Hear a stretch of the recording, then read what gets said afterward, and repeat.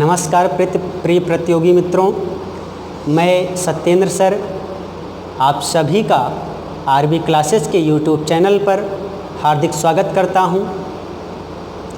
आप सभी को आज एक नया टॉपिक जो कि अभी किसी एकाध चैनलों पर आपको हो सकता है मिल जाए, नहीं तो आपको ये टॉपिक जो मैं आज आपको पढ़ाने चल रहा हूँ वो आपको कहीं मिलेगा नहीं। आप इसको ध्यान से समझिएगा। बहुत ही आसान टॉपिक है लेकिन बहुत ही बेहतर टॉपिक है, जिससे आपके सभी एग्ज़ामों में जिसमें हिंदी आती है उसमें 2-3 क्वेश्चन अवश्य पूछा जाता है। तो आइए हम इस टॉपिक पर आज चर्चा करते हैं। टॉपिक का नाम है भाषा की उत्पत्ति, यानी भाषा। तो भाषा की उत्पत्ति कैसे हुई है? तो भाषा की उत्पत्ति संस्कृत के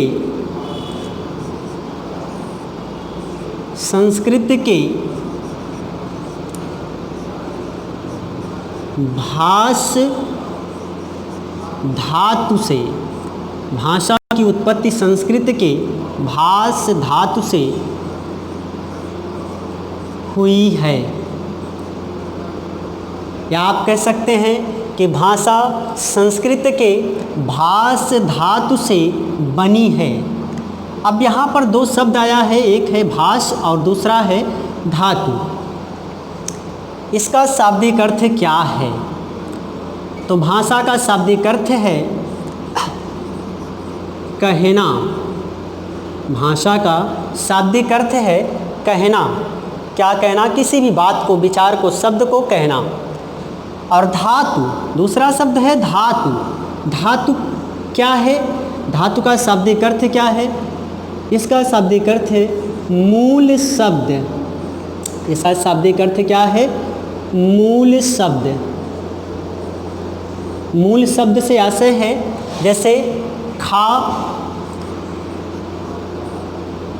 पी, उठ, बैठ, आ, जा इत्यादि। अब देखते हैं कि भाषा किसे कहते हैं। पूछा जा सकता है आपसे कि भाषा किसे कहते हैं।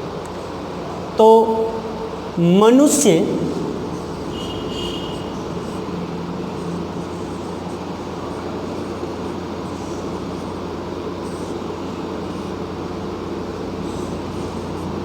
जिन ध्वनि चिन्हों के माध्यम से, जिन ध्वनि चिन्हों के माध्यम से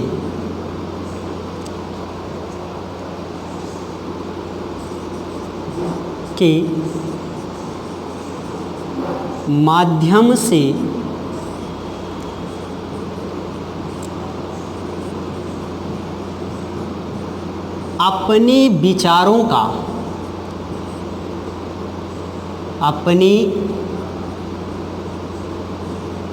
विचारों का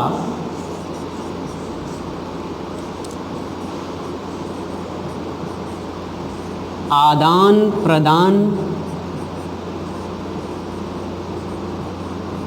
करता है, उसे अपने विचारों का आदान प्रदान करता है, उसे भाषा कहते हैं।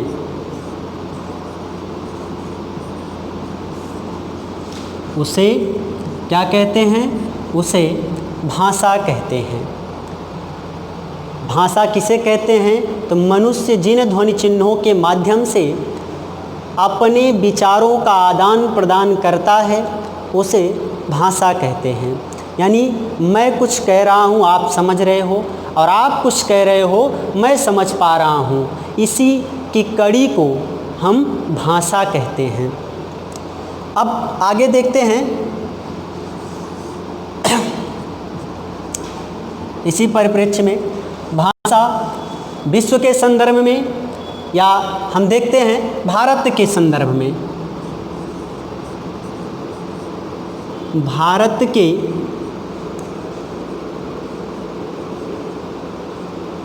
संदर्भ में भाषा का विकास क्रम, भारत के संदर्भ में भाषा का विकास क्रम, इसका विकास क्रम क्या है आइए हम देखते हैं कि किस प्रकार से भाषा का विकास हुआ, किस क्रम में हुआ। तो पहले क्रम में है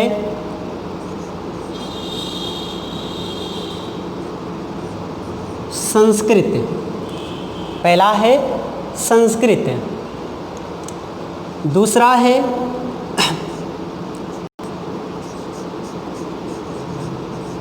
पाली, अगला है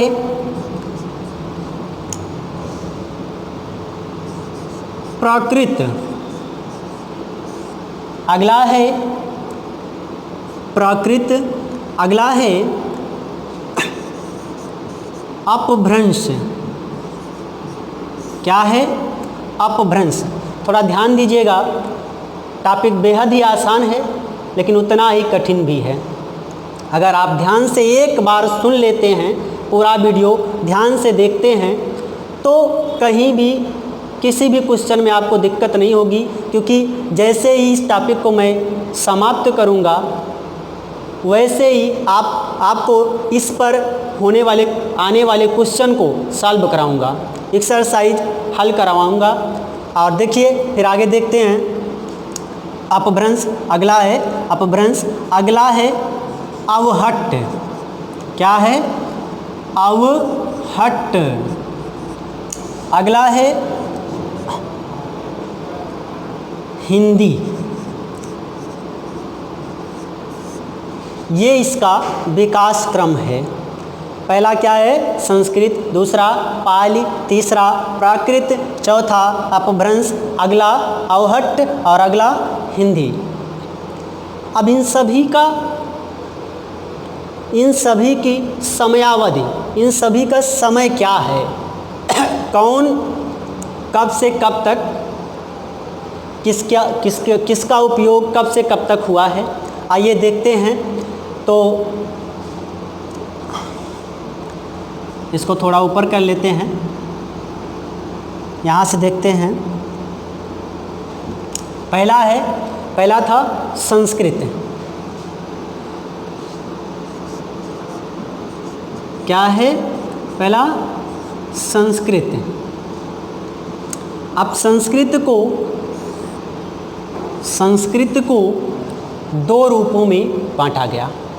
कौन कौन से हैं वो दो रूप? कौन कौन से हैं तो देखते हैं। पहला है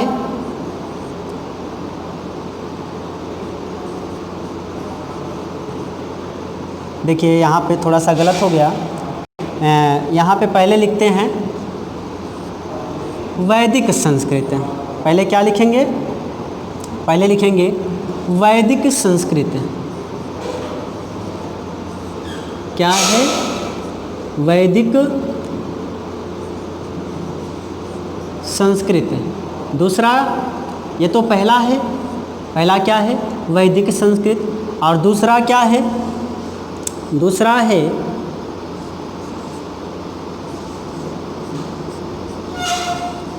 लौकिक संस्कृत। दूसरा क्या है? लौकिक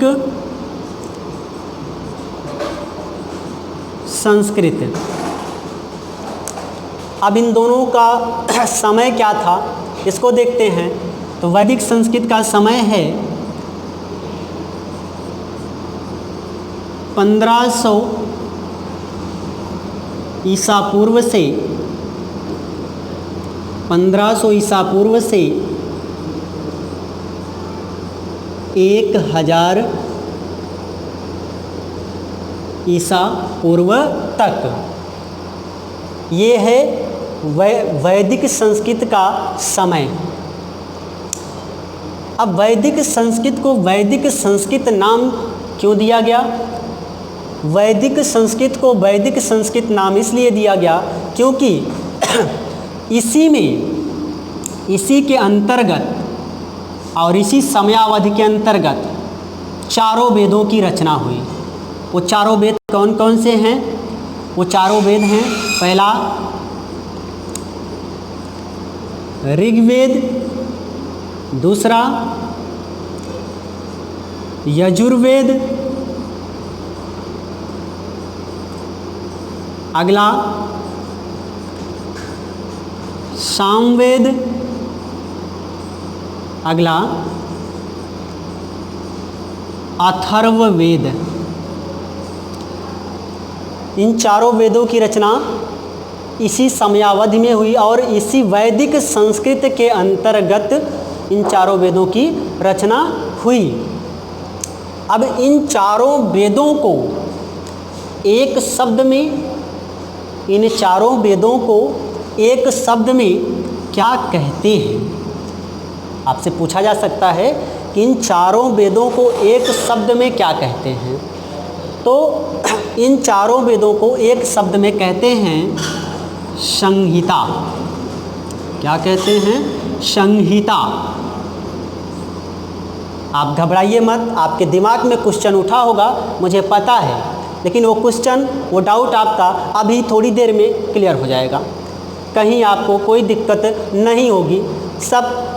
सारे के सारे क्वेश्चन, सारे के सारे डाउट पढ़ाते समय ही अभी क्लियर हो जाएगा। अब देखते हैं इन चारों वेदों को एक साथ क्या कहते हैं? संहिता। अब इन चारों वेदों को की रचना किसके अंतर्गत हुई? वैदिक संस्कृत के अंतर्गत हुई। अब इसके बाद देखते हैं दूसरा है लौकिक संस्कृत। दूसरा क्या है? लौकिक संस्कृत। इसका समय क्या है? आइए देखते हैं। इसका समय है 1000 ईसा पूर्व से, इसका समय है 1000 ईसा पूर्व से 500, 1000 ईसा पूर्व से 500 ईसा पूर्व तक। 1000 ईसा पूर्व से 500 ईसा पूर्व तक। अब इस लौकिक संस्कृत को और किन नामों से जाना जाता है? तो इस लौकिक संस्कृत को ब्राह्मण संस्कृत, क्या? ब्राह्मण संस्कृत के नाम से जाना जाता है। और एक नाम है इसका, वो क्या है? और एक नाम से जाना जाता है, वह नाम क्या है? तो वह नाम है उत्तर संस्कृत। क्या है? उत्तर संस्कृत। पहला क्या है? ब्राह्मण संस्कृत, और दूसरा क्या है? उत्तर संस्कृत के नाम से जाना जाता है। अब इसके अंतर्गत, अब देखिए यहाँ पे जो वैदिक संस्कृत है, इसी वैदिक संस्कृत को हम क्या कहते हैं? इसी वैदिक संस्कृत को हम देववाणी, क्या कहते हैं? देववाणी कहते हैं। देववाणी कहते हैं किसको? वैदिक संस्कृत को ही क्या कहते हैं? देववाणी कहते हैं। किसे कहते हैं? तो वैदिक संस्कृत को, ना कि संस्कृत को। हम लोग देखते हैं, सुनते हैं, पढ़ते हैं कि संस्कृत को हम क्या कहते हैं? देववाणी कहते हैं, आदि जननी कहते हैं। तो संस्कृत में केवल वैदिक संस्कृत को हम क्या कहते हैं? देववाणी कहते हैं, क्योंकि इसमें ही वेदों की रचना हुई। चारों वेदों की रचना इसी वैदिक संस्कृत के अंतर्गत हुई। और लौकिक संस्कृत में किन किन ग्रंथों की रचना हुई, आइए हम लोग देखते हैं।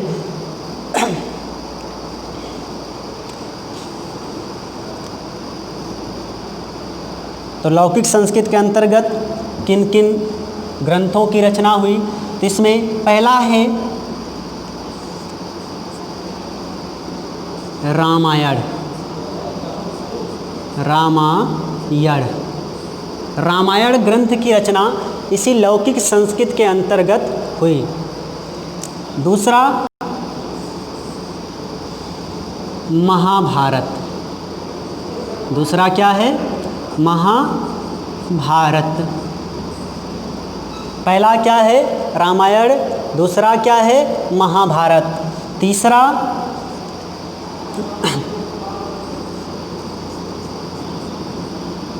उपनिषद। तीसरा क्या है? उपनिषद। अब देखो उपनिषदों की संख्या कितनी है, तो उपनिषदों की संख्या है 108। हाँ, यहाँ पे थोड़ा देख लीजिए, इसी महाभारत को जैसे हमने वहाँ पे चारों वेदों को एक शब्द में क्या कहते हैं, तो मैंने बताया था कि संहिता कहते हैं। और महाभारत को, महाभारत का प्राचीन नाम या दूसरा नाम क्या है? जय संहिता। यहीं पर आप लोग डाउट थे, तो यहाँ पे आपका क्लियर हो गया कि महाभारत का दूसरा नाम क्या है? जय संहिता।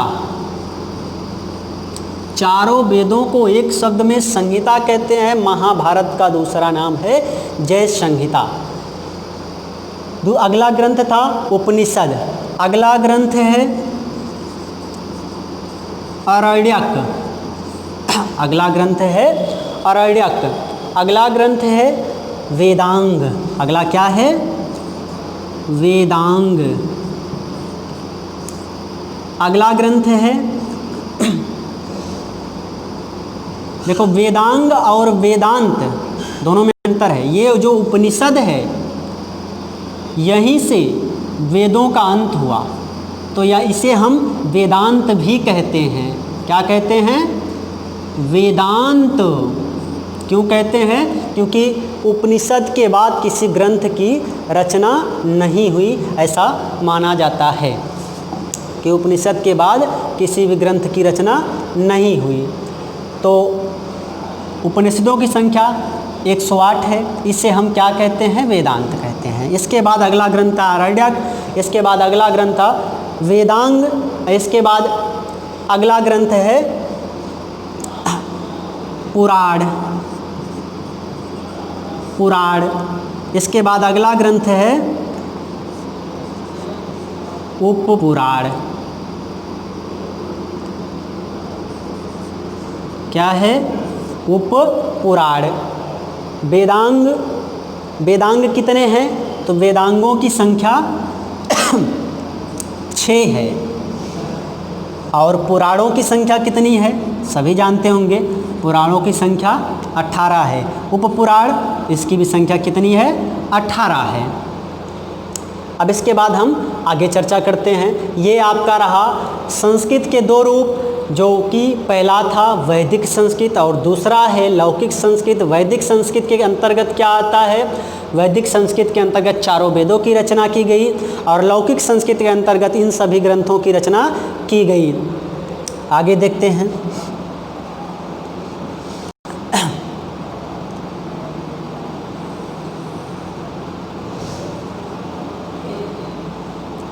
आगे आपका है, अगला है जैसे भाषा के विकास क्रम में मैंने पढ़ा था, हम लोगों ने पढ़ा था। पहला था संस्कृत, दूसरा था प्राकृत, दूसरा था पाली। तो अब हम पाली पढ़ेंगे। दूसरा क्या है? पाली। पाली का समय क्या है? तो पाली का समय है 500 ईसा पूर्व से 500 ईसा पूर्व से प्रथम शताब्दी तक। 500 ईसा पूर्व से प्रथम शताब्दी तक। आप कॉपी कलम लेके बैठ जाइए, आप नोट करते चलिए, आप एक नोट्स बनाते चलिए, इससे आपको पढ़ने में और ही आसानी होगी। तो पाली का समय क्या है? 500 ईसा पूर्व से प्रथम शताब्दी तक। इसे किसकी भाषा है? ये आपकी बौद्धों की भाषा है। किसकी भाषा है? तो ये आपकी बौद्धों की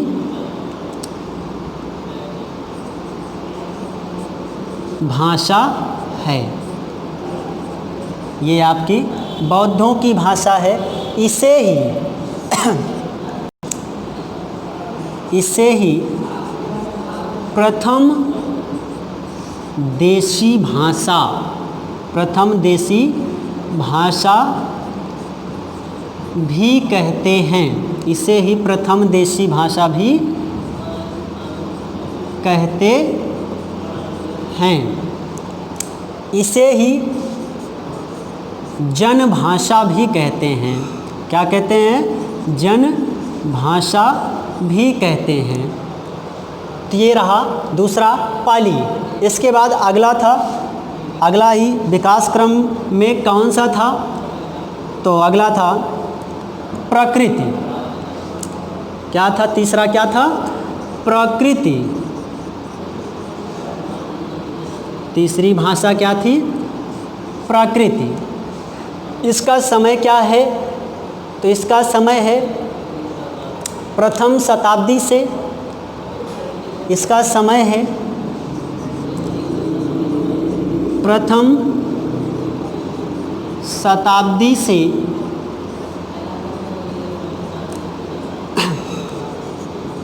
500 ईस्वी तक। इसका समय क्या है? प्रथम शताब्दी से 500 ईस्वी तक।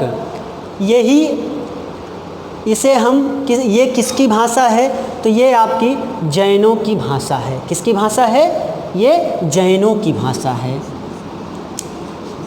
किसकी भाषा है? तो जैनों की भाषा है।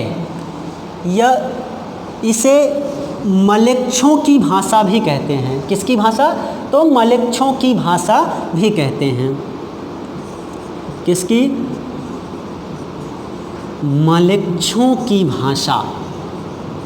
मलेच्छों की भाषा किसे कहते हैं? इसी प्रकृति को मलेच्छों की भाषा भी कहते हैं। इसके बाद अगला है भाषा के विकास क्रम में अगली भाषा। अगली भाषा है आपकी चौथा अपभ्रंश। क्या है? अपभ्रंश। अब देखिए, यहीं से आप थोड़ा सा देखेंगे, ज़्यादा समझना पड़ेगा, थोड़ा सा ज़्यादा समझना पड़ेगा आपको। आप थोड़ा सा ध्यान दीजिएगा। इसकी समयावधि क्या है? इसका समय क्या है? तो इसका समय है 500 ईस्वी से। इसका समय क्या है? तो इसका समय है 500 ईस्वी से 1000 ईस्वी तक। समय क्या है अपभ्रंश का? 500 ईस्वी से 1000 ईस्वी तक। अब इस अपभ्रंश से आशय है, अपभ्रंश का मतलब है गिरी हुई भाषा। गिरी हुई भाषा। इसे हम अपभ्रंश को गिरी हुई भाषा भी कहते हैं। क्या कहते हैं? या गिरी हुई भाषा, या इसे हम भ्रष्ट भाषा भी कहते हैं। क्या कहते हैं? भ्रष्ट भाषा। भ्रष्ट भाषा भी कहते हैं। किसे? तो अपभ्रंश को क्या कहते हैं? भ्रष्ट भाषा भी कहते हैं। अपभ्रंश के कितने रूप हैं? आइए हम लोग देखते हैं आगे कि अपभ्रंश के कितने रूप हैं। तो अपभ्रंश के 7 रूप हैं। अपभ्रंश के 7 रूप हैं। कौन कौन से?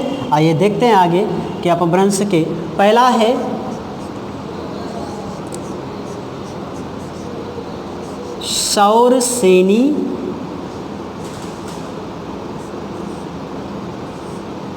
सौरसेनी अपभ्रंश, सौरसेनी अपभ्रंश। दूसरा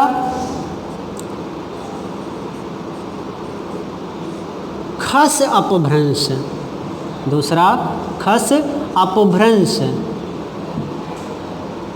दूसरा खस अपभ्रंश।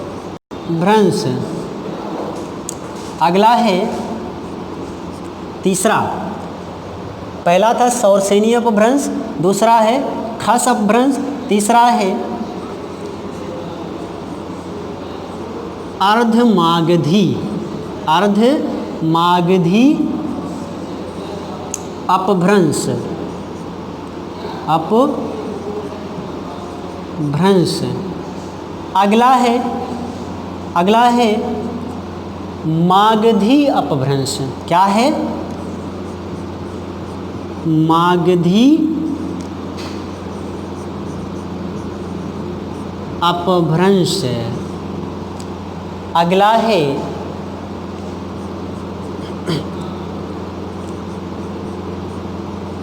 ब्राचड़ अपभ्रंश।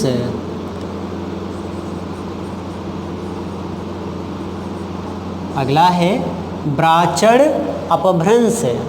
अगला है, यहाँ से नीचे लिख देते हैं,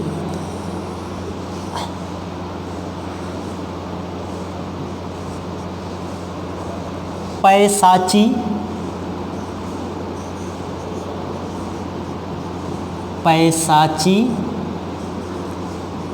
अपभ्रंश। क्या है? पैसाची अपभ्रंश। और अगला है महाराष्ट्रीय,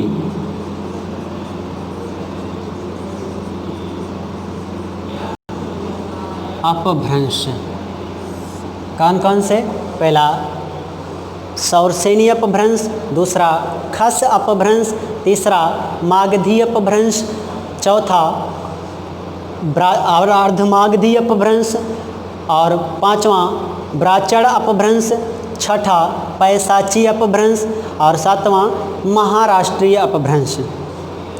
अब देखते हैं कि इसमें किसमें कौन कौन सी भाषाएं आती हैं। कितनी, आपसे एक क्वेश्चन पूछा जाएगा कि उपभाषाओं की संख्या है। हिंदी में क्वेश्चन पूछेगा कि हिंदी में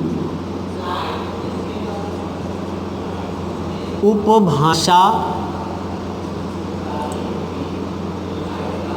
की संख्या है। ये क्वेश्चन आपके लिए छोड़ देते हैं, आप तब तक कमेंट करिएगा, अभी मैं आपको बाद में बताऊंगा। तो हिंदी में उपभाषा की संख्या है। देखो उपभाषा, अब यहाँ पे मैं आपको बताता चलूँगा कि उपभाषा वे सभी उपभाषा होंगी जिसके अंत में हिंदी लगा होगा, और वे सभी भाषा होंगी जिसके अंत में हिंदी नहीं लगा होगा। तो इसमें देखिए, इसमें आपका है, इसके अंतर्गत कौन कौन सी भाषाएं या उपभाषा आती है देखते हैं। तो पहला है गुजराती। क्या है? गुजराती। इसके अंतर्गत, इसके सामने मैंने हिंदी नहीं लिखा है तो आप समझिए क्या है। दूसरा है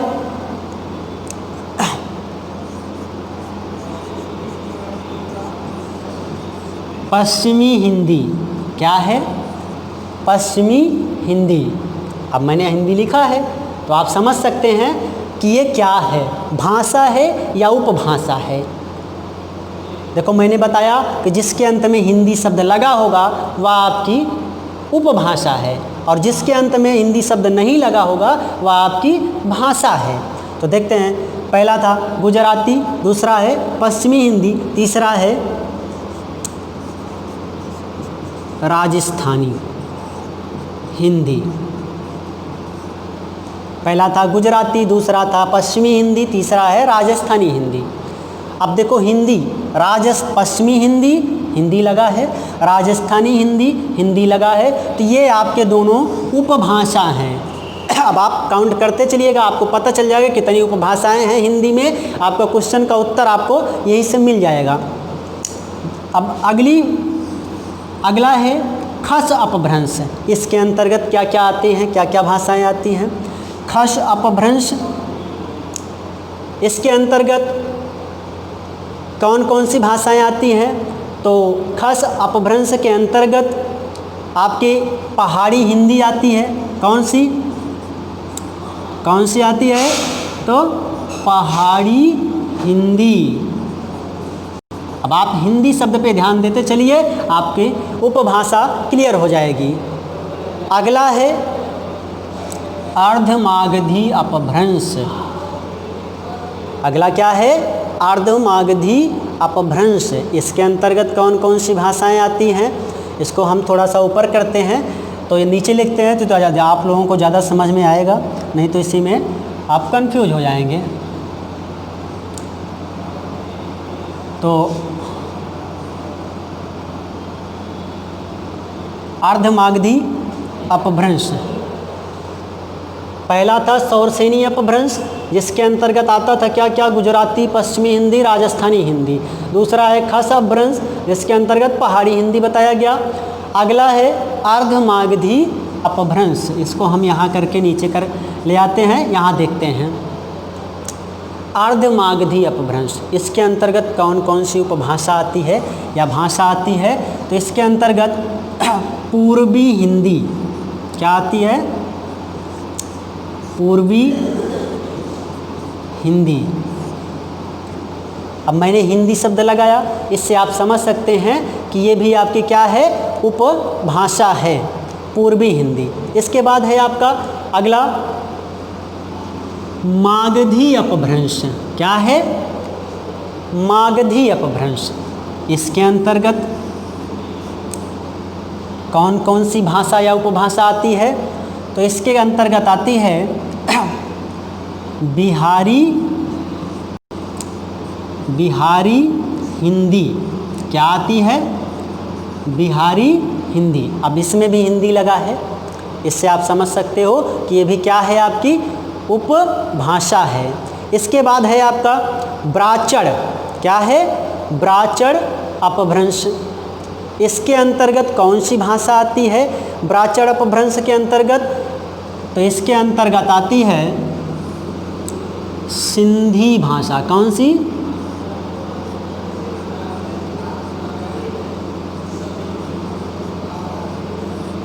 सिंधी भाषा। इसके बाद है आपका पैसाची अपभ्रंश। क्या है? पैसाची अपभ्रंश। इसके अंतर्गत दो भाषाएं आती हैं। कौन कौन सी? पंजाबी और लहदा। पंजाबी और लहदा दो भाषाएं किसके अंतर्गत आती हैं?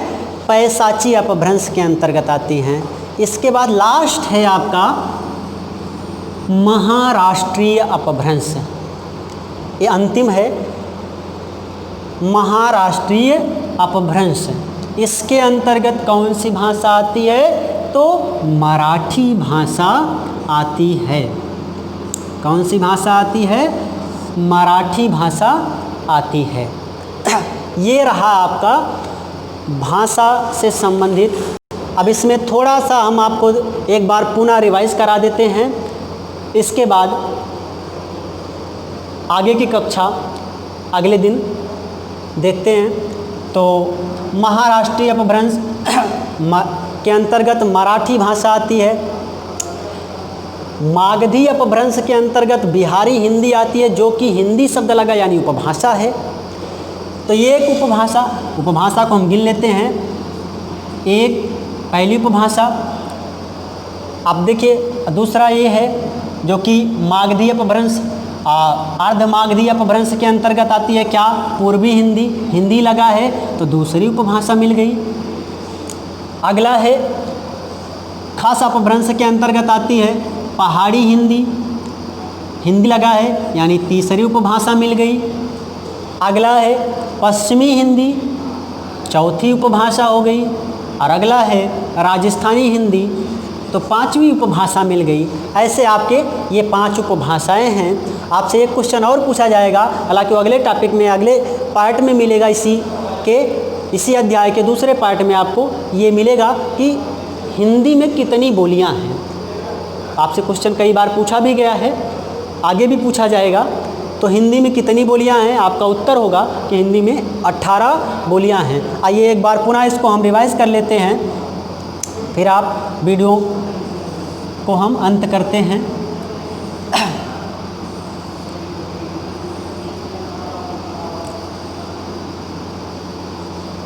भाषा की उत्पत्ति के संबंध में हम भाषा की उत्पत्ति कैसे हुई है, या तो भाषा संस्कृत के भाष धातु से भाषा शब्द की उत्पत्ति हुई है। भाष का शाब्दिक अर्थ क्या होता है, कहना, यानी किसी बात को कहना।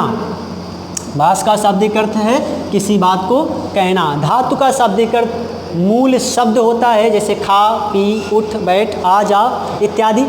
इसके बाद अब भाषा किसे कहते हैं, तो भाषा मनुष्य जिन ध्वनि चिन्हों के माध्यम से अपने विचारों का आदान प्रदान करता है, उसे हम भाषा कहते हैं। अब इसके बाद भाषा का विकास क्रम क्या है, तो आइए देखते हैं कि भाषा का विकास क्रम क्या है। तो ये आपको लिखा गया है, पहला है संस्कृत, दूसरा पाली, तीसरा प्राकृत, चौथा अपभ्रंश, पांचवा अवहट्ट और छठा हिंदी। इसके बाद आपका है, अब देखिए हमने वहाँ पे थोड़ा सा नहीं बताया, क्या नहीं बताया कि ये अवहट्ट का समय क्या है। इतना आप जान लीजिए, इसके बाद हम अगले वीडियो में चर्चा करेंगे इसके बारे में, इसके आगे का। तो अवहट्ट का समय क्या है, तो अवहट्ट के समय में मतभेद है, लेखकों में मतभेद है।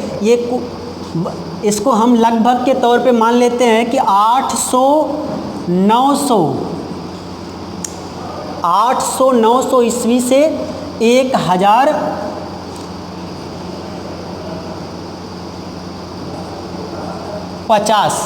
800-900 ईस्वी से 1000 ईस्वी तक मान लेते हैं। कितना, 800-900 ईस्वी से 1000 ईस्वी तक, या कह सकते हैं 1000 क्या, इसको हम 1100 मान लेते हैं। 800-900 ईस्वी से लेकर 1100 ईस्वी तक किसका समय है, ये अवहट्ट का समय है। 800-900 ईस्वी से लेकर 1100 ईस्वी तक, क्योंकि इसमें भी काफ़ी मतभेद है। तो इसके बाद है आपका हिंदी। अब हिंदी में हम आपको हिंदी टॉपिक जो है वो बोली में बताएंगे। अब आगे देखते हैं, इसमें थोड़ा सा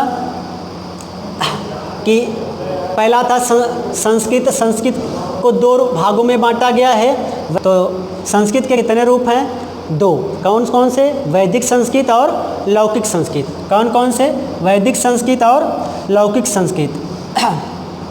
ये वैदिक संस्कृत और दूसरा है लौकिक संस्कृत। वैदिक संस्कृत का समय था 1500 ईसा पूर्व से 1000 ईसा पूर्व तक। इसके अंतर्गत 4 वेदों की रचना की गई। कौन कौन से, ऋग्वेद, यजुर्वेद, सामवेद, अथर्ववेद। इन 4 वेदों को एक शब्द में क्या कहते हैं, इन 4 वेदों को एक शब्द में संहिता कहते हैं। इसके बाद है दूसरा लौकिक संस्कृत। लौकिक संस्कृत का समय क्या है, 1000 ईसा पूर्व से 500 ईसा पूर्व तक। इसका दूसरा नाम ब्राह्मण संस्कृत भी है, और इसका दूसरा नाम, एक अन्य नाम और भी है, जिसे हम कहते हैं उत्तर संस्कृत। इसके अंतर्गत निम्नलिखित ग्रंथों की रचना की गई। कौन कौन से हैं, आइए देखते हैं वो ग्रंथ। तो इसमें रामायण है, महाभारत है। अब महाभारत को जय संहिता भी कहते हैं। 4 वेदों को एक शब्द में संहिता कहते हैं। महाभारत का दूसरा नाम जय संहिता है। इसके बाद है उपनिषद है, जिसकी संख्या है 108। इसे हम वेदांत भी कहते हैं।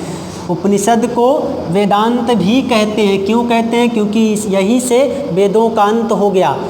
इसके बाद है आरण्यक, इसके बाद है वेदांग। वेदांग की संख्या 6 है। इसके बाद है पुराण, जिसकी संख्या कितनी है, 18 है।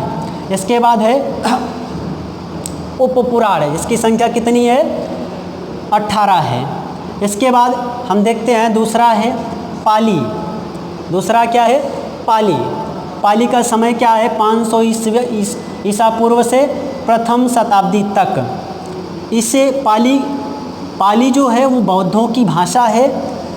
पाली को ही प्रथम देशी भाषा भी कहते हैं। पाली को ही क्या कहते हैं? प्रथम देशी भाषा भी कहते हैं। इसे ही जन भाषा भी कहते हैं। इसके बाद अगला है प्राकृत। अगला क्या है? प्राकृत। इसकी समयावधि क्या है? प्रथम शताब्दी से 500 ईस्वी तक। इसे जैनों की भाषा भी कहते हैं। इसे देखो एक शब्द है, इसे मलेच्छों की भाषा भी कहते हैं। इसके बाद अगला है अपभ्रंश। अगला क्या है? अपभ्रंश। इसका समय क्या है? 500 ईस्वी से 1000 ईस्वी तक। इसके बाद है आपका अपभ्रंश का शाब्दिक अर्थ क्या है? गिरी हुई भाषा या भ्रष्ट भाषा या टूटी फूटी भाषा।